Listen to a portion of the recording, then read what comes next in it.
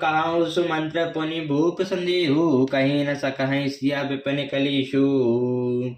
जही विधि अवध आब फिरी, सिया सोई रघुबीर तुम्हें करिनिया। ना तरें टप अवलंबन विहीना, मैं न जियव जिम बल बिनु मीना। रघुनाथ जी और सुमंत्र का यह संवाद सुनकर निषाद राज कुटुंबियों सहित व्याकुल हो गया। फिर लक्ष्मण जी ने कुछ कड़वी बात कही। प्रभु श्री रामचंद्र जी ने उसे बहुत ही अनुचित जानकर उनको मना किया। सुमंत्र जी ने सकुचाकर अपनी सौगंध दिलाकर सुमंत्र जी से कहा कि आप जाकर लक्ष्मण का यह संदेश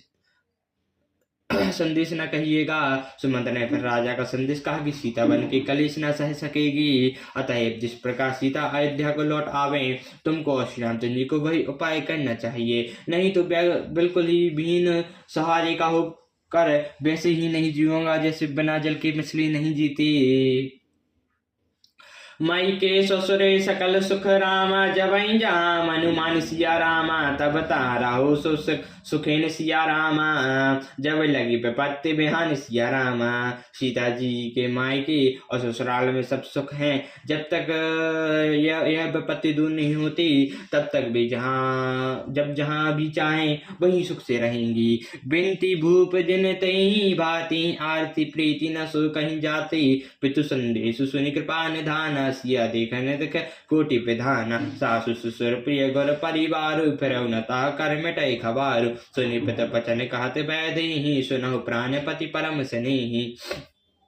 राजा ने जिस तरह विनती की है वह दीनता और प्रेम कहा नहीं जा सकता। कृपा निधान श्री रामचंद्र जी ने पिता का संदेश सुनकर सीता जी को कठोर प्रकार से सीख दी। उन्होंने कहा, जो तुम घर लौट जाओ तो सास ससुर गुरु प्रियजन एवं कुटुंबी सभी की चिंता मिट जाए। पति के वचन सुनकर जानकी जी कहती हैं, हे प्राणपति, हे परमेश्वर परम सुनिए।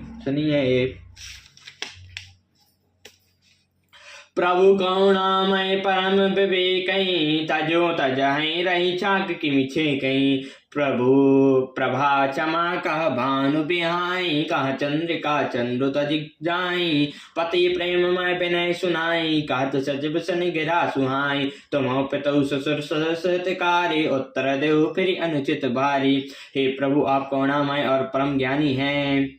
शरीर को छोड़कर छाया अलग कैसे रह रोकी जा सकती है। प्रभु, सूर्य की प्रभा सूर्य को छोड़कर कहाँ जा सकती है, और चांदनी चंद्रमा को त्याग कर कहाँ जा सकती है। इस प्रकार पति को प्रेममय विनती सुनाकर सीता जी मंत्री से सुहावनी वाणी कहने लगी, आप मेरे पिता और